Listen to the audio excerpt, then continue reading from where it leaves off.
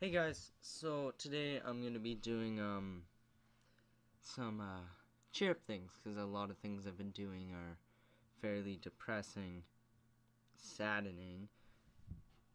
So I'm gonna try to make you guys a little happy today. Wow. Um. Uh, I'm not exactly the best person on this part. My life's filled with enough drama for a lifetime. So I can do sad and stuff, but happy's not really my strong suit. I usually do look on the bright side things. Like, hey, you're not pregnant. You're not about to have a kid at like 16. And if you are, think about it. You're gonna have a kid, have a child to raise and grow up. There's always a brighter side to everything. You just gotta turn over the coin, you know? No matter your situation, divorced. If you get divorced, there's probably someone out there that will love you more, or you will love them more. If you just got out of a breakup, it's not the end of the world. It's not like you married them.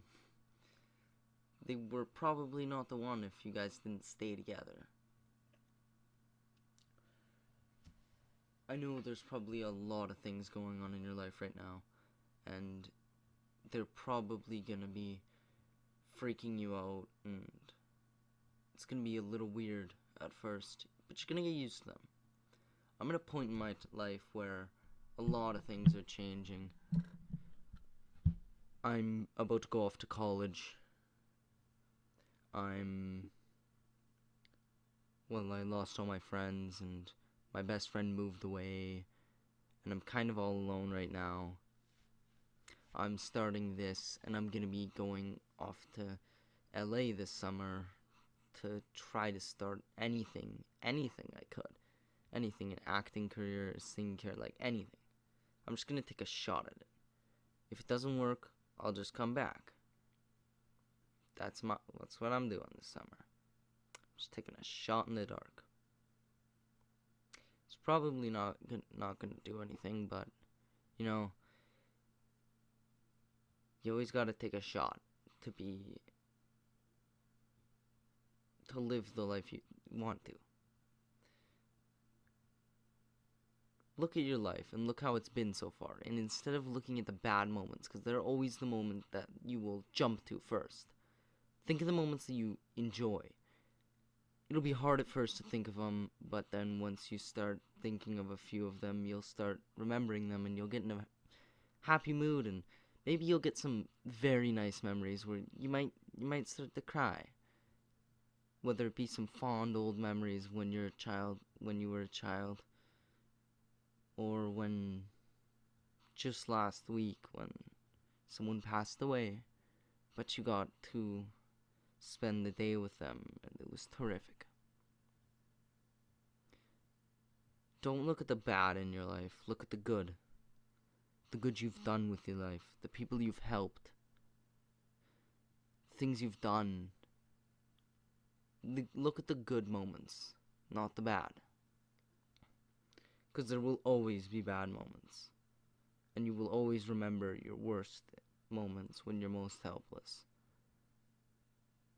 But it's a lot harder to remember the moments when you were in your best, when you were helping people and being good. It's a lot harder to remember those moments.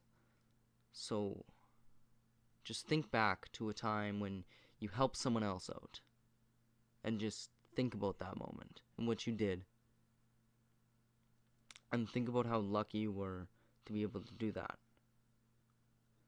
Like the most recent good thing I did was I gave a homeless man some money. It's not big, but to him, it's another meal so he can live another day. That's a pretty big thing. I'm not making myself out to be a hero or anything, but you can do that too. just give a homeless man some money. He doesn't choose to be a homeless man. Once you're a homeless man, you are a homeless man, because you can't get out of that lifestyle.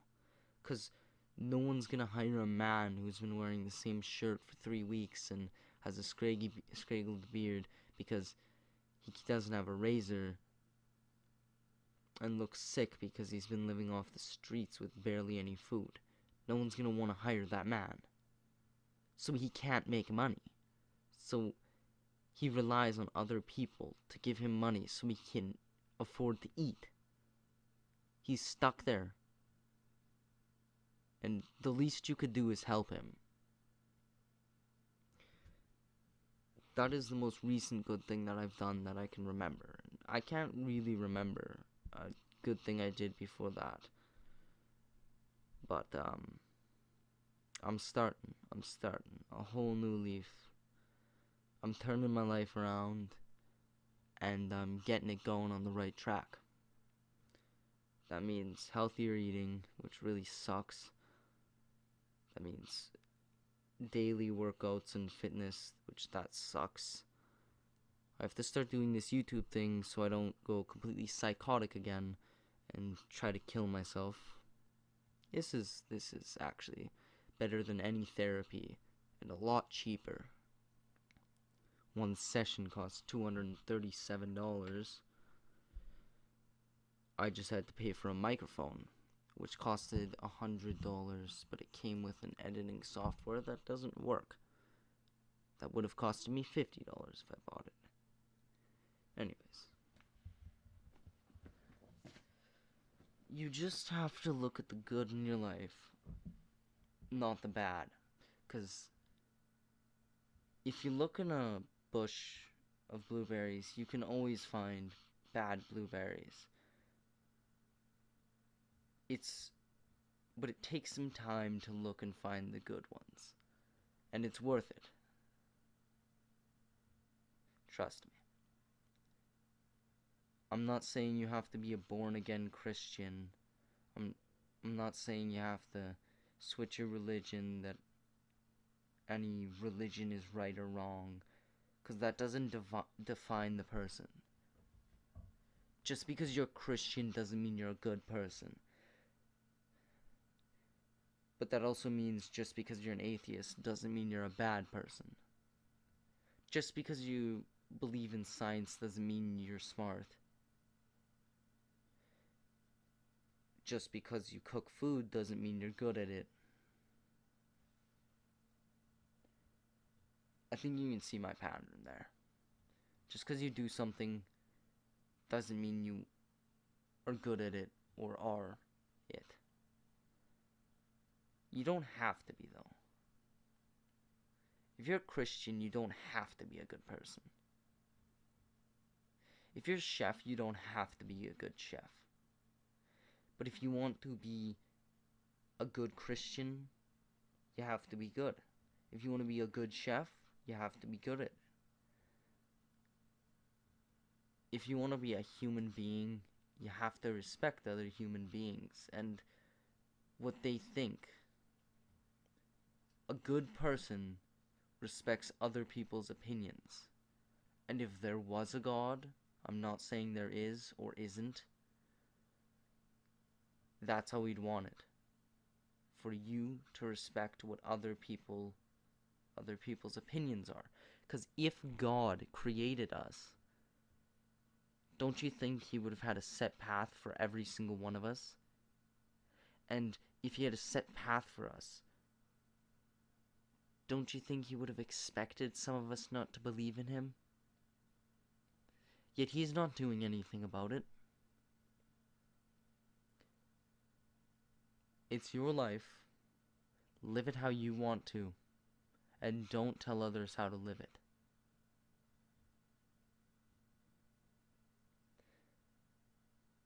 Now moving on to laws. Me and my dad, we were discussing this. And, he was just saying that, laws were there to make sure humans were still humans.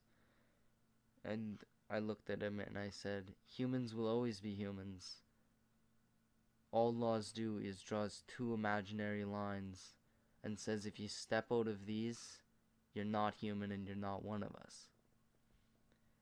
Now those when you step out of those lines, yeah, sometimes you really you just take a full-on sprint, like eating another human being. You're sprinting out and diving out of those lines as far as you can before you're grabbed. I mean, if you smoke a little bit of weed, you're kind of just like tipping your toe over the edge because you kind of want to, just to see. And when you do that and you get caught, it's kind of the worst feeling in the world. It really is. There are people who jump the line, and there are people who put their foot slightly over. And there's people who stay as far away from the line as they can possibly as they can. As I don't know how to word that. But yeah.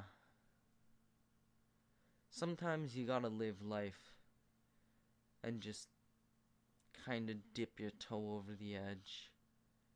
Everyone does it.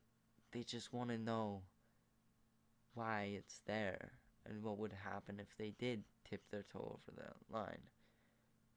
It's kind of like having a wall and saying no one can cross that wall, and then having like 50 doors side by side and saying walk down the hallway and just keep walking. And if you peek in one of those doors, we'll arrest you. It kind of makes you wonder what's on the other side of those doors.